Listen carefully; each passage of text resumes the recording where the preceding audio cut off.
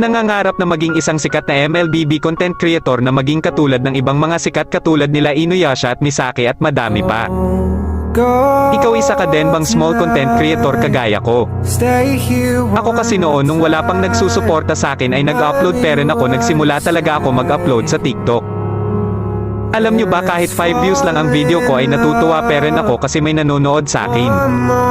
At kahit pa man ganun ay hindi pa rin ako tumigil sa pag-upload kahit na pangit ang video na ina-upload ko. Lagi kong iniisip na kung may pag-asa ba ako na maging katulad ng mga sikat na content creator. Alam nyo ba na kapag may maglalib ay lagi talaga akong humihingi ng skin sa mga sikat na content creator. Wala kasi ako skin noon hahaha simula nung na-download ko ang injector ay nagagamit ko na ang mga dream skin ko. Nung umalis si mama at pumunta ng Manila para doon magtrabaho doon ko naisipan na ay kwento ang buhay ko sa Facebook at sa TikTok. Alam nyo ba nung paggising ko hindi ako makapaniwala na dumami followers ko at nanonood sa akin.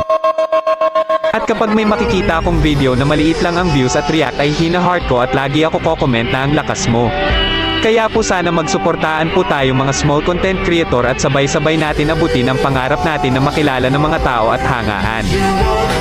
At huwag ka sasuko mag-upload ka lang ng mag-upload at hindi magtatagal na sisikat ka din.